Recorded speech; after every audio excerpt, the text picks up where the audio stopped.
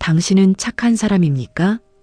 이 질문에 네라고 대답한 분들 조심하셔야 합니다. 2024년 국민건강보험공단 자료에 따르면 우울증 환자가 110만 명을 넘었습니다. 20대 환자가 가장 많지만 40대부터 60대까지 중년층이 여전히 전체의 40% 이상을 차지합니다. 왜 중년에 우울증이 많을까요? 평생 착하게 살아온 사람들, 자신의 감정을 억누르고 타인의 기대에 맞춰 살아온 사람들이 중년에 이르러 한계에 도달합니다. 오늘 이야기할 주제는 착한 사람이 더 우울증에 시달리는 이유입니다. 54세 박순희 씨와 65세 김재훈 씨의 이야기를 통해 평생 억눌러온 감정이 중년의 우울증으로 어떻게 나타나는지 들여다보겠습니다. 박순희 씨 이야기. 박순희 씨는 오늘도 새벽 5시에 일어납니다. 남편이 출근하기 전에 아침을 차려야 하고 시어머니께 드릴 약을 챙겨야 합니다. 순이야, 오늘 병원 가야 하는데 같이 가줄 수 있지? 시어머니의 전화입니다. 순희 씨는 오늘 친구와 약속이 있었지만, 네, 어머니. 제가 모시고 갈게요라고 대답합니다. 친구에게 문자를 보냅니다. 미안해, 어머니 병원 가야 해서 약속 취소할게. 친구는 또야? 넌 내 일정도 없어? 라고 답했지만 순희 씨는 어쩔 수 없잖아 라고만 생각합니다. 병원에서 돌아오니 오후 3시입니다. 저녁 준비를 해야 합니다. 남편이 저녁 7시에 들어옵니다. 오늘 회사에서 힘들었어. 밥 빨리 줘. 순희 씨는 그래요. 금방 차려줄게요 라고 대답합니다. 오늘 어떻게 지냈어? 라는 질문은 없습니다. 자녀들도 마찬가지입니다. 대학생 딸은 엄마 학비 입금했어? 라고만 물어보고 취업 준비 중인 아들은 엄마 양복 세탁 좀 해줘라고만 합니다. 순희 씨는 항상 웃으며 그래, 엄마가 해줄게라고 대답합니다. 밤 11시 모든 일을 마치고 침대에 누웠을 때입니다. 갑자기 눈물이 납니다. 왜 이렇게 힘들까? 나는 뭐 하는 사람일까? 내가 원하는 게 뭐였지? 순희 씨는 자신이 무엇을 원하는지조차 모르겠습니다. 최근 들어 아침에 일어나기가 너무 힘듭니다. 아무것도 하기 싫고 밥맛도 없습니다. 친구들이 같이 여행 가자고 하면 나는 괜찮아. 너희끼리 가라고 말합니다. 정작 자신은 한 번도 여행을 가본 적이 없습니다. 나는 왜 이렇게 사는 걸까? 순희 씨는 답을 찾지 못합니다. 왜 그럴까요? 순희 씨는 왜 이렇게 힘들까요? 심리학자 카렌 호나이는 이런 사람들을 수능형이라고 불렀습니다. 타인에게 다가가며 살아가는 사람들입니다. 카렌 호나이는 이렇게 말했습니다. 어떤 사람들은 타인의 애정과 인정을 얻기 위해 자신을 끊임없이 희생한다. 그들은 내가 착해야 사랑받을 수 있다는 공포를 안고 살며 그 대가로 얻는 것은 공허함과 우울뿐이다. 이 말을 일상의 언어로 풀면 이렇습니다. 순희 씨는 평생 착한 며느리, 착한 엄마, 착한 아내라는 말을 들어야 안심할 수 있었습니다. 시어머니가 부르면 달려가고 남편이 원하면 들어주고 자녀가 필요하면 챙겨줬습니다. 왜 그랬을까요? 많은 경우 순수한 호의라기보다 버림받지 않기 위해 선택한 방식이었기 때문입니다. 호나이는 자신의 행동을 억제하고 타인의 욕구를 자신보다 우선시하는 사람들이 결국 우울에 빠진다고 했습니다. 자신의 욕구를 계속 억압하면 내면에 공허함과 분노가 쌓입니다. 그 감정은 겉으로 드러나지 않지만 서서히 마음을 갉아먹습니다. 순희 씨가 밤에 눈물을 흘리는 이유는 단순히 피곤해서가 아닙니다. 평생 착하다는 인정을 받기 위해 자신을 억누르고 살아온 대가가 54세가 되어 한계에 도달한 것입니다. 호나이는 이런 사람들에게 진짜 자기를 찾아야 한다고 조언했습니다. 타인의 기대가 아닌 자신이 진짜 원하는 것을 발견해야 한다는 뜻입니다. 순희 씨는 지금 자신이 무엇을 원하는지조차 모릅니다. 하지만 그 공허함이 우울증으로 나타나고 있습니다. 김재훈 씨 이야기. 김재훈 씨는 지난달 회사에서 정년 퇴직했습니다. 40년간 다닌 회사였습니다. 퇴직 당일 동료들이 재훈이 형 수고 많으셨습니다라며 꽃다발을 건넸습니다. 재훈 씨는 웃으며 여러분 덕분에 잘 다녔습니다라고 인사했습니다. 하지만 집에 돌아오는 길 갑자기 눈물이 났습니다. 나는 이제 뭐지? 40년간 재훈 씨는 회사에서 예스맨으로 살았습니다.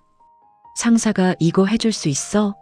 라고 물으면 바쁘더라도 네, 하겠습니다라고 대답했습니다. 후배가 형, 이거 대신 좀 해주세요 라고 하면 그래, 내가 할게라고 받아줬습니다. 야근을 밥 먹듯이 했고 주말 출근도 마다하지 않았습니다. 재훈이는 착하고 성실해라는 말을 들었습니다. 하지만 승진은 다른 사람들이 먼저 했습니다. 재훈이는 시키는 일만 잘하지 자기 주장이 없어라는 평가도 들렸습니다. 재훈 씨는 속이 상했지만 아무 말도 하지 않았습니다. 참아야지. 직장 생활이 원래 그런 거지. 퇴직 후 재훈 씨는 집에만 있습니다. 아침에 일어나도 갈 곳이 없습니다. 아내는 당신 집에서 뭐하고 있어? 라고 짜증을 냅니다. 40년간 집에 돈만 갖다 줬지 집안일은 손가락 하나 까딱 안 했잖아. 이제 와서 집에 있으려고? 재훈 씨는 미안해라고만 말합니다. 자녀들도 마찬가지입니다. 아빠, 우리 바쁘니까 연락 자주 하지 마. 재훈 씨는 외롭습니다. 친구들에게 전화를 걸어봅니다. 야, 우리 한잔하자. 하지만 친구들도 바쁩니다. 나 지금 손주 봐야 해서. 다음에. 재훈 씨는 혼자 소주를 마십니다. 밤에 잠이 안 옵니다. 침대에 누워 천장만 바라봅니다. 내 인생이 뭐였나? 40년간 열심히 살았는데 이게 뭐지? 나는 왜 이렇게 외로울까? 재훈 씨는 최근 병원에서 우울증 진단을 받았습니다. 의사는 약을 드시고 상담을 받아보세요라고 했습니다. 하지만 재훈 씨는 나는 괜찮아. 약만 먹으면 되라고 말했습니다. 감정을 표현하는 법을 모르기 때문입니다. 왜 그럴까요? 재훈 씨는 왜 이렇게 힘들까요? 심리학자 앨리스 밀러는 이를 재능 있는 아이의 드라마라고 불렀습니다. 여기서 재능은 부모의 기대에 맞추기 위해 자신의 감정을 숨기는 능력을 뜻합니다. 앨리스 밀러는 이렇게 말했습니다. 착한 아이로 자란 사람은 자신의 감정을 억누르는 법을 배운다. 그들은 타인을 기쁘게 하는 법은 알지만 자신을 기쁘게 하는 법은 모른다. 이 말을 일상의 언어로 풀면 이렇습니다. 재훈 씨는 어린 시절부터 착한 아이라는 칭찬을 들어야 안심할 수 있었습니다. 부모님이 재훈아, 넌 착하니까 동생 챙겨줘라고 하면 자신이 하고 싶은 일을 포기하고 동생을 챙겼습니다. 학교에서도 회사에서도 마찬가지였습니다. 상사가 원하면 들어주고 동료가 부탁하면 받아줬습니다. 하지만 정작 재훈 씨, 당신은 뭘 원해요? 라고 물으면 대답하지 못합니다. 밀러는 이런 사람들이 중년에 정체성 혼란을 겪는다고 했습니다. 평생 타인의 기대에 맞춰 살다가 은퇴 후 갑자기 역할을 잃으면 나는 누구인가? 라는 질문에 답하지 못합니다.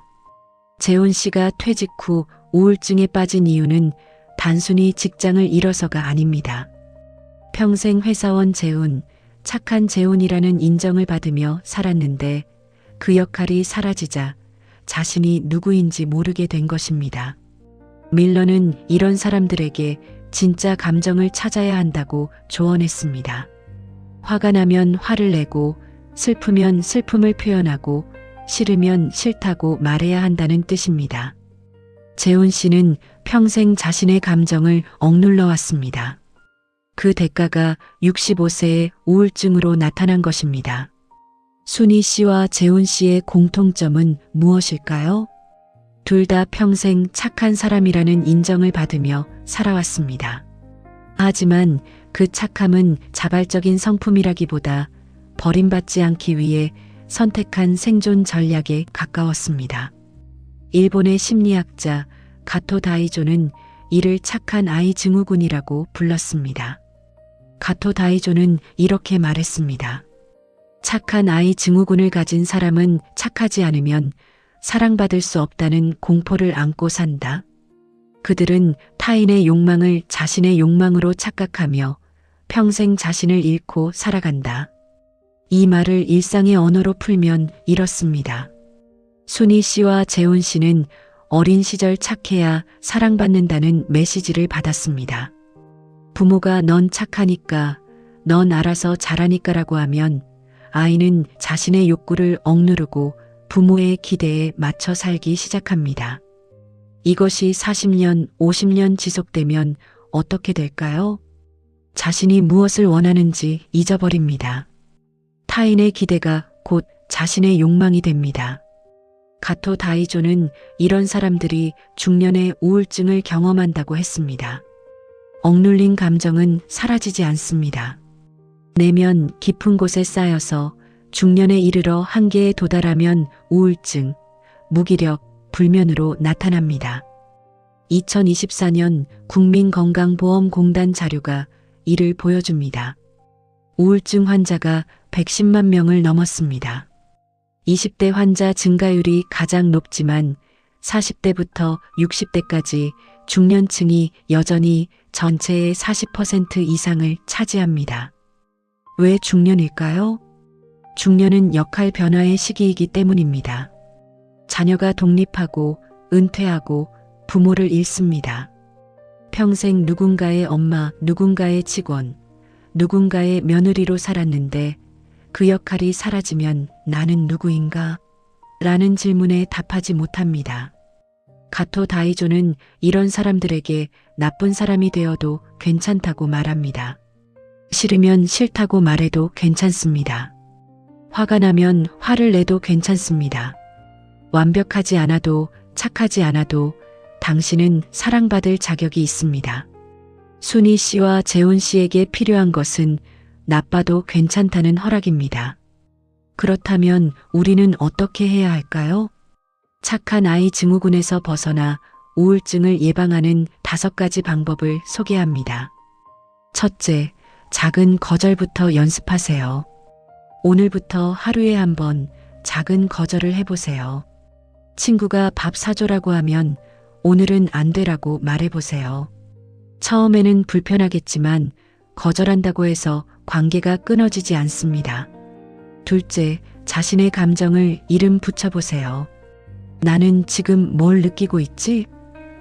하루에 한 번 자신에게 물어보세요. 화가 나면 나는 지금 화가 났어.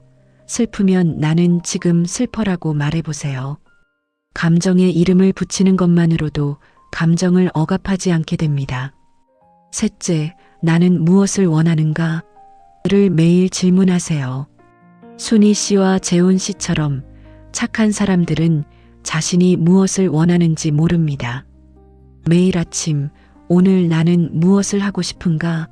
를 물어보세요. 처음에는 답이 안 나올 수 있습니다. 하지만 계속 질문하다 보면 조금씩 답이 보입니다. 넷째, 완벽하지 않아도 괜찮다는 것을 받아들이세요. 착한 사람들은 완벽해야 한다는 생각을 가지고 있습니다. 하지만 누구도 완벽할 수 없습니다. 실수해도 괜찮고 못해도 괜찮고 가끔 이기적이어도 괜찮습니다.